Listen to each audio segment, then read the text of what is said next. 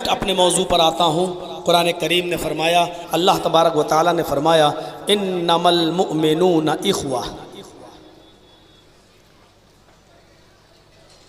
تم سارے مومن، تم سارے مسلمان آپس میں بھائی بھائی ہو۔ اور پھر آگے ایک بہت نفیس اشارہ کیا ہے۔ پہلے تو کہا اللہ تعالیٰ نے کہ تم سب آپس میں بھائی بھائی ہو، لیکن یہ بھی اشارہ کر دیا کہ جب بھائی بھائی ہو اور ایک گھر کی طرح ہو تو گھر میں بھی لڑائیاں ہوتی ہیں، جھگڑے ہوتے ہیں، آپسی اختلافات ہوتے ہیں، نظریات ایک دوسرے کے الگ ہو سکتے ہیں، وچار دھارائیں ایک دوسرے کی الگ ہو سکتی ہیں، اور ان وچار دھاراؤں کی بنیاد پر اگر آپس میں لڑائی ہو جائے، جھگڑا ہو جائے، تو پھر پوری جمعیت، پوری قوم مسلم کو اس بات کا حکم بھی دیا فَأَصْلِحُوا بَيْنَ أَخْوَيْكُمْ، تم اپنے دونوں بھائیوں کے درمیان اصلاح کرا دیا کرو، صلح کرا دیا کرو۔ انما المؤمنون اخوہ، تم سب مومن آپس میں بھائی بھائی ہو۔ فَأَصْلِحُوا بَيْنَ أَخْوَيْكُمْ، جب تفرقہ ہو جائے، تنازع ہو جائے دونوں بھائیوں کے درمیان کسی بات پر، فَأَصْلِحُوا بَيْنَ أَخْوَيْكُمْ، تو تم میں سے اصلاح کرانے والی ایک جماعت کا فرض یہ بنتا ہے کہ ان دونوں بھائیوں کے درمیان اصلاح پیدا کرا دے، ان دونوں کے دلوں کو آپس میں جوڑ دے۔ وَاتَّقُوا اللَّهَ لَعَلَّكُمْ تُرْحَمُونَ، مسلمانوں ہر حال میں اللہ سے ڈرتے رہنا۔ یہ کام بھی تم خوف الہی کی وجہ سے کر دینا، آپس میں ایک دوسرے کے دلوں کو جوڑ دینا، اللہ سے ڈرتے رہنا تاکہ تمہارے اوپر بھی رحم کیا جائے۔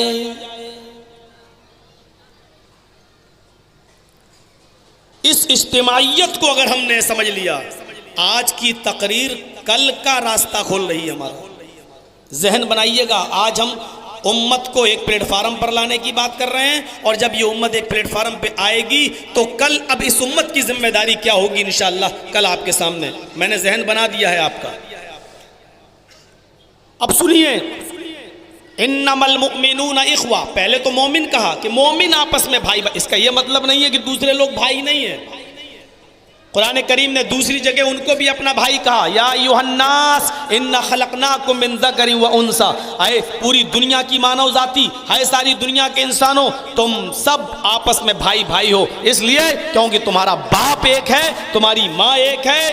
من ذکر و انثی، تم ایک باپ اور ایک ماں سے پیدا ہوئے ہو، یعنی تمہارا باپ ایک ہے، تمہاری ماں ایک ہے، تو ساری دنیا کے لوگ بھائی بھائی ہیں۔ لیکن ایمان کے رشتے سے جو بھائی ہے ہمارا، وہ سگے اور خونی رشتے سے بڑھ کر ہے۔ اس بات کو آپ ذہن میں رکھیے گا۔ اور اب آئیے میں ایک تمثیل سے آپ کو سمجھانے کی کوشش کرتا ہوں، ایک مثال دے کر۔ آپ ٹرین پر بیٹھ کر سفر کر رہے ہیں، مان لیجئے جرجیت صاحب ٹرین پہ بیٹھ کے سفر کر رہے ہیں، ایک صاحب ہمارے سامنے والی سیٹ پر بیٹھے ہیں، میں جانتا نہیں ہوں یہ کون ہے، وہ مجھے نہیں جانتا یہ کون ہے۔ اچانک دیکھا کہ ہمارا ہی آدمی لگ رہا ہے، اس نے بھی سوچا کہ یہ ہمارا ہی بھائی لگ رہا ہے، دونوں میں گفتگو ہونے لگی۔ ذرا غور کیجئے گا مثال پر۔ بھائی آپ کہاں جا رہے ہیں؟ آپ کا نام کیا ہے؟ صاحب میرا نام جرجیس۔ اچھا آپ کا نام کیا ہے؟ صاحب میرا نام محمد اکرم ہے، محمد سلیم ہے۔ او اچھا ماشاءاللہ، بڑا اچھی خوشی ہوئی۔ اچھا آپ کہاں جا رہے ہیں؟ جرجی صاحب جواب دیتے ہیں کلکتہ۔ اوہ میرا بھی سفر کلکتہ کا ہے، ماشاءاللہ۔ چلیے دیکھیے، تھوڑی دیر کی ملاقات نے دل میں جگہ بنانا شروع کر دی۔ اچھا کلکتہ میں آپ کیا کرتے ہیں؟ کہاں جائیں گے کلکتہ میں؟ صاحب مجھے کلکتہ میں مٹیا برج جانا ہے۔ اچھا ارے میں بھی وہیں جا رہا ہوں، مٹیا برج۔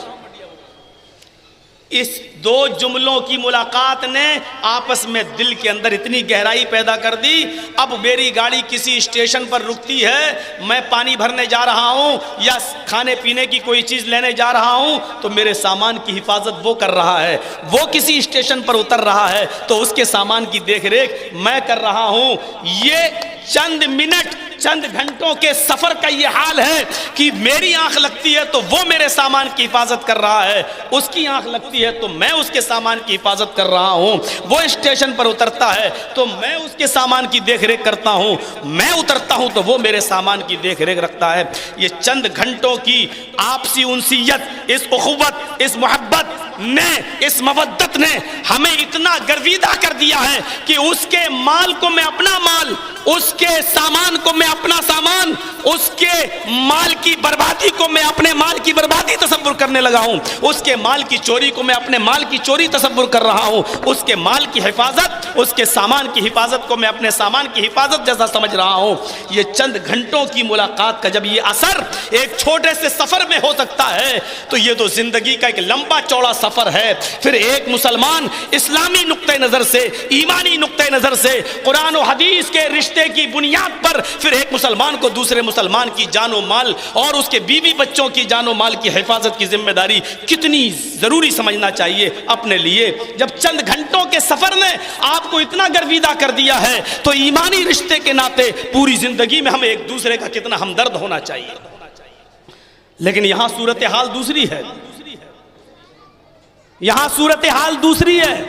صورتحال یہ ہے کہ مولانا جرجیت صاحب اپنی پریشانی سے اتنا پریشان نہیں ہیں جتنا آپ کے چلنے والے کاروبار سے پریشان ہے، جتنا آپ کی چلنے والی دکان سے پریشان ہے، جتنا آپ کے ترقی سے پریشان ہے۔ میں اپنی پریشانی سے اتنا پریشان نہیں ہوں جتنا آپ کی مقبولیت، آپ کی ترقی، آپ کے کاروبار، آپ کے بزنس سے میں پریشان ہوں۔ یہ صورتحال ہے ہماری۔ ہم اس کا پیچھا کر رہے ہیں کہ کیسے جرجیت صاحب کو برباد کریں، کیسے ہم سلیم صاحب کو برباد کریں۔ جرجیت صاحب سلیم صاحب کو برباد کرنے کے لیے ان کا پیچھا کر رہے ہیں، برباد کرنا چاہتے ہیں۔ سلیم صاحب بھاگ رہے ہیں، جرجیت اس کا پیچھا کر رہا ہے، لیکن جرجیت صاحب یہ نہیں سوچ رہے ہیں جتنا وہ تھک رہا ہے اس سے زیادہ میں تھک رہا ہوں۔ اس کو برباد کرتے کرتے مجھے اپنے آپ کو بھی برباد کرنا پڑ رہا ہے۔ ہمارے عقل میں یہ بات نہیں آ رہی۔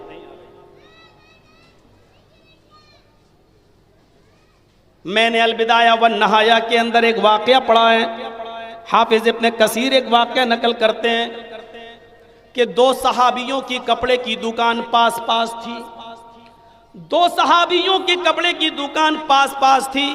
ایک آدمی نے کہ ایک صحابی کی دکان پر ایک شخص کپڑا خریدنے آیا، اس نے اس کو کپڑا دے دیا۔ تھوڑی دیر کے بعد دوسرا کسٹمر آیا، اس صحابی نے اس کو دوسرا کپڑا بیچ دیا۔ تھوڑی دیر کے بعد ایک اور شخص آیا، اس صحابی نے اس کو بھی کپڑا دے دیا۔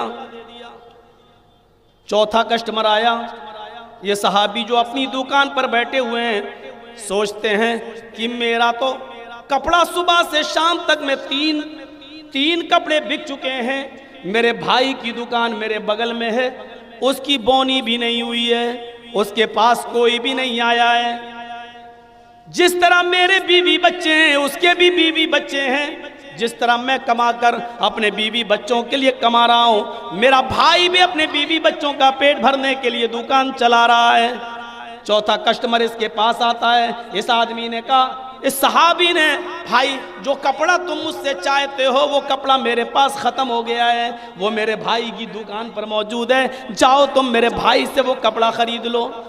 اپنے پاس آنے والے کسٹمر کو اس نے دوسری دکان پر اپنے بھائی کی دکان پر بھیج دیا تاکہ آج اس کے گھر میں بھی چولہا جل جائے، اس کے گھر کے اندر بھی بکری ہو جائے، اس کے بیوی بچے بھوکے نہ سونے پائیں۔ میرے بھائیوں، ہمارے نبی کی تعلیم نے ایک بھائی کے دل میں دوسرے بھائی کی یہ احترام، یہ عزت ڈالی تھی۔ وہ صرف اپنے لیے نہیں جیتا تھا، وہ اپنے بھائی کے لیے بھی جیتا تھا۔ وہ چاہتا تو چوتھا کپڑا بھی بیچ سکتا تھا، وہ چاہتا تو چوتھا کپڑا بھی بیچ سکتا تھا، لیکن اس نے اپنے بھائی کا دکان، اپنے بھائی کی دکان پر بھی کچھ سودے بازی ہو جائے، اس کے گھر میں بھی چولہا جل جائے، اس نے چوتھا کپڑا نہیں دیا اور اپنے بھائی کی دکان پر ایک دوسرے صحابی کی دکان پر بھیج دیا۔ ایمانداری کے ساتھ بتائیے، کیا یہ خیر خواہی کا جذبہ آج ہمارے سماج میں ہے؟ کیا آج ہماری سوسائٹی میں ہے؟ یہاں جتنے آپس میں ادھر دکانیں کھلی ہوئی ہیں، کیا یہ دکاندار آپس میں یہ جذبہ اپنے دلوں میں رکھتے ہیں کہ میرے تو 4 موبائل بک چکے ہیں، میرے بھائی کا ایک بھی نہیں بکا، چلو ایک اس کا بھی بک جائے، میری تو چائے کی دکان ہے، میری تو 20 کپ چائے بک چکی ہے، میرے بھائی کی دکان پر ایک بھی کسٹمر نہیں آیا، چلو اس کو بھیج دیا جائے۔ ایسا نہیں، بلکہ الٹا یہ ہوتا ہے کہ ہمارے لوگ، ہم جیسے لوگ ملا مولویوں کے پاس جاتے ہیں، صاحب میری دکان پہ کسٹمر ہی نہیں آتا، میرے بغل میں بہت آتا ہے، صاحب کیا چاہتے ہو؟ کہ ایسی چیز دے دو اس کے کسٹمر میرے پاس آ جائیں۔ اور وہ کٹ ملا بھی ایسی چیز دے دیتا بنا کر، لے گاڑ دینا زمین میں، ہوگا اس کی دکان کے کسٹمر ٹوٹ کے تیرے پاس آ جائیں۔ ہم 10 سالیں ہو گئی حدیثیں پڑھتے پڑھتے، آج تک ہمیں ایسی دعا نہیں ملی کہ کس کی دکان کیسے بند کرائی جائے، ہمیں نہیں ملی۔ ان کٹ ملاؤں کے پاس وہ دعائیں موجود ہیں۔ برباد۔ ہم نے حدیثیں پڑھی تو ہمیں یہ واقعہ ملا، ہمارے نبی نے کسی کی دکان بند ہو جائے یہ فارمولہ نہیں بتایا، ہمارے نبی نے وہ فارمولہ بتایا کہ تیری دکان بھی چلے اور اس کی بھی دکان چلے۔ صحابہ کے دل میں ایسی محبتیں پیدا کی کہ ہمارے اتنے کپڑے بک گئے، اب میرے بھائی کا نہیں بکا، جاؤ تم وہاں سے خرید لو، جاؤ تم ادھر چلے جاؤ، ہمیں ایسی چیزیں ملتی ہیں۔ میرے بھائیوں، یہ شریعت کہتی ہے، شریعت کا مس یوز جب ہوا تو آج تباہی و بربادی ہماری مقدر بن چکی ہے، آج تباہی و بربادی ہمارا مقدر بن چکی ہے۔ اب رو رہے ہو صاحب، ابھی تک تیرے پیچھے میری نماز نہیں، میرے پیچھے تیری نماز نہیں، ابھی تک یہ کرتے تھے، ایک جھٹکا آیا سب پلیٹ فارم پہ آ گئے، ایک عذاب آیا اللہ کی طرف سے چھوٹا عذاب، سب ایک پلیٹ فارم پہ آ گئے۔ اب تو کیا ہوگا؟ ہندوستان کو چھوڑنا پڑے گا، بھاگنا پڑے گا، سب ایک پلیٹ فارم پہ آ گئے۔ آج ہم نہیں دیکھ رہے ہیں کہ کون حنفی ہے، کون دیوبندی ہے، کون بریلوی ہے، سب ختم۔ یہ سب چیزیں ہم ختم کرتے ہیں کب؟ جب ٹھوکر لگتی ہے تب۔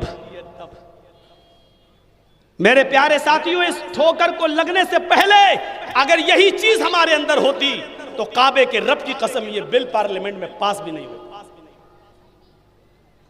ہمارے صبر کا امتحان ہی تو لیا گیا، ہماری نا اتفاقی تو دیکھی گئی کہ یہ لوگ کتنے ایک ہیں، اور جب دیکھ لیا گیا یہ لوگ آپس ہی میں لڑ رہے ہیں، مر رہے ہیں، کٹ رہے ہیں، تو موقع دیکھ کر یہ بل بھی پیش کر دیا گیا اور ہماری نا اتفاقی کا پورا فائدہ اٹھایا گیا۔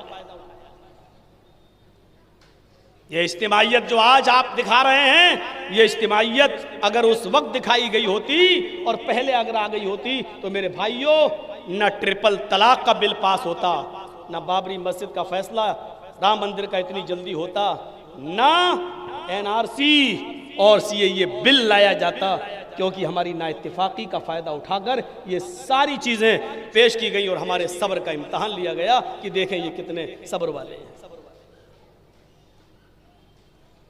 انما المؤمنون اخوہ، ایمان کا رشتہ خونی رشتے سے بڑھ کر ہوتا ہے۔ آؤ میں تمہیں ایک اور واقعے کی طرف لے کے چلتا ہوں۔ عدی ابن عمیر کا نام آپ نے سنا ہوگا۔ عدی ابن عمیر یہ کافر تھے اور حضرت مصعب ابن عمیر کے سگے بھائی تھے۔ سنیے، اب بڑا دلچسپ واقعہ سنانے لگا ہوں۔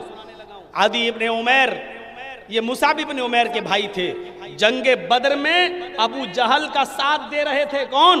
عدی ابن عمیر ابو جہل کا کافروں کا ساتھ دے رہا تھا، اور ان کے بھائی مصعب ابن عمیر محمد الرسول اللہ کا ساتھ دے رہے تھے۔ آپ کو یہ واقعہ معلوم ہوگا کہ جنگ بدر میں مسلمانوں کو شاندار کامیابی ملی، 70 کافر مارے گئے اور 70 ہی کافروں کو قید کیا گیا۔ جن 70 کافروں کو قید کیا گیا ان کافروں میں عدی ابن عمیر بھی تھے، مصعب ابن عمیر کے بھائی عدی ابن عمیر بھی تھے ان 70 کافروں میں۔ اللہ کے نبی صلی اللہ علیہ وسلم کا حکم ہوتا ہے کہ جتنے کافر پکڑے گئے، گرفتار کر کے لائے گئے، ان کے پیروں میں بیڑیاں ڈال دو تاکہ رات میں یہ بھاگنے نہ پائیں۔ سب کے پیروں میں بیڑیاں ڈالی جانے لگیں۔ ایک صحابی 10 کافروں کے پیروں میں بیڑیاں ڈال رہے تھے، 7 صحابیوں کے حصے میں 70 قیدی آئے۔ جو ایک صحابی عدی ابن عمیر کے پیروں میں بیڑیاں ڈالنے لگے تو اتفاق سے آپ دیکھیے، جب وہ صحابی عدی ابن عمیر کے پیروں میں بیڑیاں ڈال رہے تھے تو مصعب ابن عمیر وہیں پر کھڑے ہو کر اپنے بھائی کے پیروں میں پڑنے والی بیڑیوں کو دیکھ رہے تھے۔ ان کی پیروں کی بیڑیوں کو ٹائٹ کیا جا رہا تھا، عدی ابن عمیر اس صحابی کو نہیں دیکھ رہا تھا جو ان کے پیروں میں بیڑیاں ڈال رہا ہے، بلکہ عدی ابن عمیر اپنے بھائی مصعب ابن عمیر کی طرف نظر جمائے ہوئے تھا۔ جب پیروں کی بیڑیاں ٹائٹ کر دی گئیں تو عدی ابن عمیر نے للکار کے کہا، اے مصعب ابن عمیر، اے میرے خونی اور سگے بھائی، حقیقی بھائی، تیرے بھائی ہونے پر مجھے تعجب ہے، شرم آنی چاہیے تجھے۔ اپنے سگے بھائی سے عدی ابن عمیر کیا کہتا ہے، اے مصعب، لعنت ہے تیرے بھائی ہونے پر، شرم آتی ہے تجھے بھائی کہنے پر، تیری رگوں میں بھی عمیر کا خون ہے، میری رگوں میں بھی عمیر کا خون ہے، تو جس ماں کا بیٹا ہے اسی ماں کا بیٹا میں بھی ہوں، تیری رگوں میں جس باپ کا نطفہ ہے میں بھی اسی باپ کے نطفے سے پیدا ہوا ہوں، لیکن آج تیرے اندر اتنی ہمت آ گئی کہ تیری آنکھوں کے سامنے تیرے بھائی کے پیروں میں بیڑیاں ڈالی جاتی رہیں اور پیروں کو کسا جاتا رہا، اور تو اپنے سگے بھائی کی حالت پر تجھے ذرا بھی رحم نہیں آیا، ذرا بھی اس کو نہیں روکا، کہاں چلا گیا اس باپ کا خون جو تیری رگوں میں دوڑ رہا تھا، مردہ ہو گیا ہے تو، لعنت ہے تیرے بھائی ہونے پر۔ مصعب ابن عمیر نے، عدی ابن عمیر نے جب مصعب ابن عمیر کو یہ للکارا اور جب یہ جملے کہے کہ لعنت ہے تیرے بھائی ہونے پر، تو اس وقت مصعب ابن عمیر کی زبان سے جو جملے نکلے، مسلمانوں نوٹ کرو، غور کرو، مصعب ابن عمیر کی زبان سے جو جملے نکلے وہ یہ تھے، خاموش، اے عدی، ایک جملہ بھی اب آگے نہیں نکلنا چاہیے، زبان بند، کس بھائی کی بات کر رہا ہے تو؟ یہ سچ ہے کہ تیری رگوں میں عمیر کا خون ہے، یہ بھی سچ ہے کہ میں بھی عمیر کا بیٹا ہوں، یہ بھی سچ ہے کہ تو عمیر کے نطفے سے پیدا ہوا ہے، یہ بھی سچ ہے کہ میں بھی عمیر کے نطفے سے پیدا ہوا ہوں، یہ سچ ہے کہ تو نے جس ماں کا دودھ پیا ہے اسی ماں کا دودھ میں نے بھی پیا ہے، لیکن اے عدی، جہاں تک بھائی ہونے کا سوال ہے تو سن، میرا بھائی تو نہیں ہے، جملے نوٹ کرو، میرا بھائی تو نہیں ہے، میرا بھائی وہ ہے جو تیرے پیروں میں بیڑیاں ڈال رہا ہے اور اس کو ٹائٹ کر رہا ہے، کیونکہ میرے بھائی نے کلمہ پڑھا ہے، لا الہ الا اللہ محمد رسول اللہ، اور میں نے بھی کلمہ پڑھا ہے، لا الہ الا اللہ محمد رسول اللہ۔ اس کلمے کی بنیاد پر پہلے میرا بھائی وہ ہے، بعد میں تجھے دوسرے نمبر کا بھائی مانتا ہوں۔ اس واقعے سے آپ اندازہ لگائیے ہم کہاں کھڑے ہیں۔ کلمہ آپ بھی پڑھتے ہیں لا الہ الا اللہ محمد رسول اللہ، کلمہ ہم بھی پڑھتے ہیں لا الہ الا اللہ محمد رسول اللہ۔ کیا اس کلمے کی بنیاد پر اس کلمے نے سگے بھائی سے بڑھ کر، خونی رشتے سے بڑھ کر ایمانی رشتے کو ترجیح دی ہے؟ میرے پیارے ساتھیوں، کیا آج ہم اس خونی رشتے سے بڑھ کر ایمانی رشتے کو جو ترجیح دی گئی ہے اس کو مانتے ہیں؟ کیا وہ ہمارے دلوں میں پورا اتر رہا ہے؟ عدی ابن عمیر کے جملے اور مصعب ابن عمیر کے جواب سے ہم سیکھیں، یہ ہوتا ہے ایمانی رشتہ۔ انما المؤمنون اخوہ، اسی طرح اشارہ کیا اللہ تبارک و تعالیٰ نے کہ ساری دنیا کے مومن آپس میں بھائی بھائی ہیں، اس رشتے کو یاد رکھو۔ اور اس سے بھی بڑھ کر کوئی مثال سیکھنا ہے تو جنگ یرموک کا دورہ کر لو، اس کا مطالعہ کر لو۔ اس جنگ کے اندر کئی صحابہ زخمی ہیں، 3 صحابی نہایت ہی بری کنڈیشن میں ہیں، جن کے بچنے کی امید نہیں ہے، جو اس دار فانی سے کوچ کرنے والے ہیں۔ میرے پیارے ساتھیوں، ایک صحابی پانی پلانے کے لیے جنگ یرموک کے اس بھائی کو جاتا ہے اور پانی کا پیالہ اپنے ہاتھ میں لیے ہوئے اپنے بھائی کو سہارا دے کر اٹھاتا ہے اور پانی کا برتن اس کے منہ میں لے جاتا ہے۔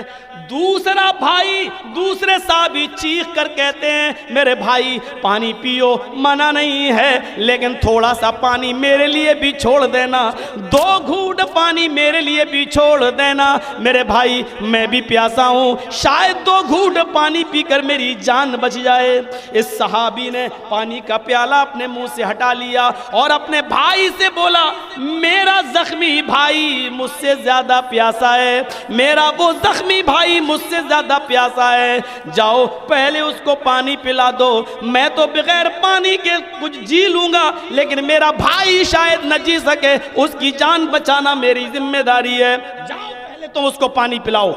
یہ اس کو چھوڑ کر دوسرے کے پاس جاتا ہے، اس کو اٹھا کر سہارا دیتا ہے، جیسی پانی کا پیالہ اس کے ہونٹوں تک جاتا ہے، تیسرا چیختا ہے میرے بھائی 2 گھونٹ پانی میرے لیے بھی چھوڑ دینا، تھوڑا سا بچ جائے تو میرے لیے بھی چھوڑ دینا، میں بہت زخمی ہوں، میری جان کو آ چکی ہے، میرے بھائی 2 گھونٹ پانی پینے کا موقع مجھے بھی دے دینا۔ اس دوسرے نے بھی پانی نہیں پیا اور تیسرے بھائی کی طرف ریفر کر دیا، جاؤ ادھر جاؤ، میرا تیسرا بھائی مجھ سے بھی زیادہ پریشان ہے، پیاسا ہے۔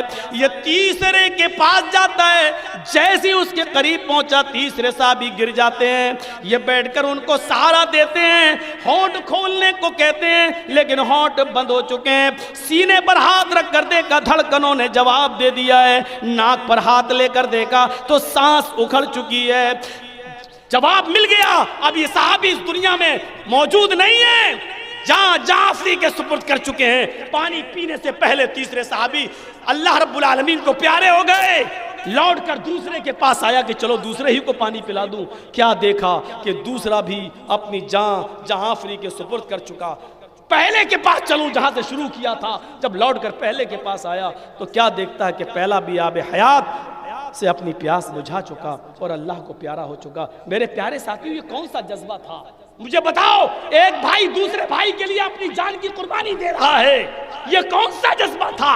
آج ایک بھائی دوسرے بھائی کی دکانیں بند کروا رہا ہے، آج ایک بھائی دوسرے بھائی کے لیے کنواں کھود رہا ہے، آج ایک بھائی دوسرے بھائی کے خلاف پولیس چوکی پر جا کر FIR درج کرا کے اس کی زندگی کو تباہ و برباد کرنے پر تلا ہوا ہے، چاہے اس کے لیے کتنا بھی رشوت دے کر اپنے آپ کو بھی تباہ و برباد کر لے، اور پھر کہتے ہو کہ ہمارے اوپر آفتیں آ رہی ہیں، ہمارے اوپر عذاب آ رہے ہیں۔